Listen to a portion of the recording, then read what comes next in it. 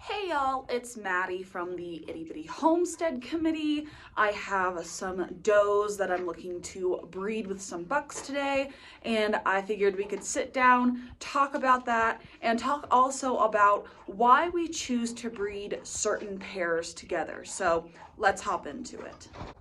So when planning a breeding program and picking out pairs, normally you breed a pair together to get the best of both worlds. So when we pick out our original breeding pairs, normally we pick them out because they complement each other well, meaning when we breed them together, they have the opposite problems. So for instance, you might pick a buck with a great hindquarter and a doe with a really short shoulder to breed together to try to get the best of those two qualities.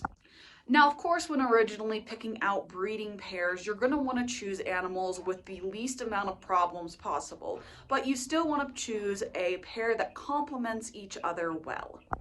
So the first pair that I'm breeding together is Nina and Wiley. Nina is the doe in this. She is an absolutely spectacular animal. She has this very lush, long, beautiful standing fur that I have needed to improve our program.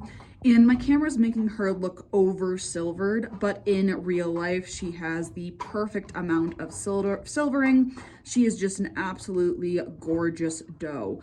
And when it comes to type, she has a little bit of a flat loin, but she has a decent high point and a really nice shoulder.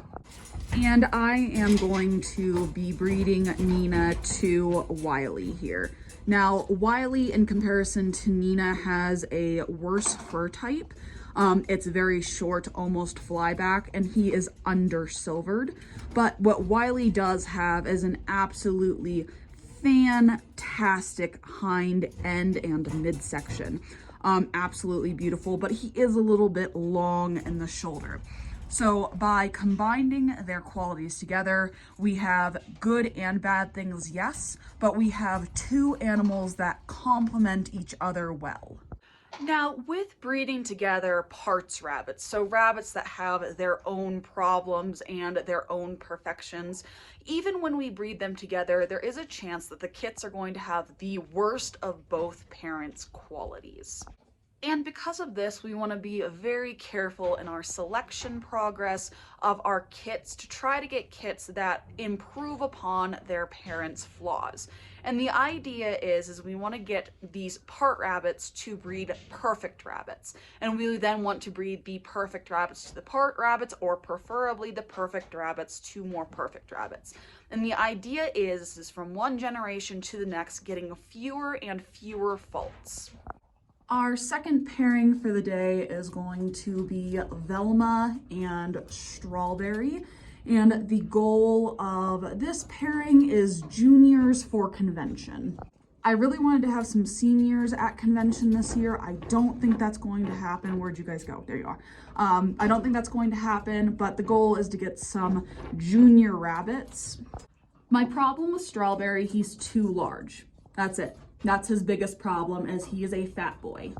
Velma is his daughter, and she's pretty close to perfect. Her biggest thing is I want to bring her high point back a little bit and then fill out her loin a bit more. And Strawberry will do really well to fix those things, hopefully. Mr. Fatty McFatterson is known more for romancing and eating his way through the barn instead of producing babies.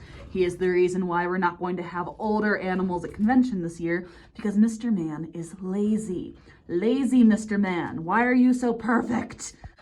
So yes, and this is a great example of having really good rabbits and just slowly trying to improve small things.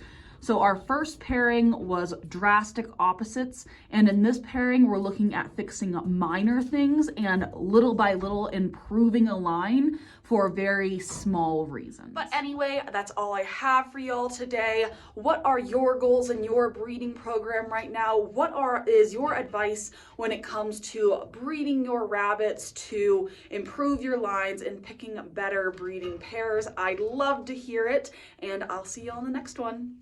Bye.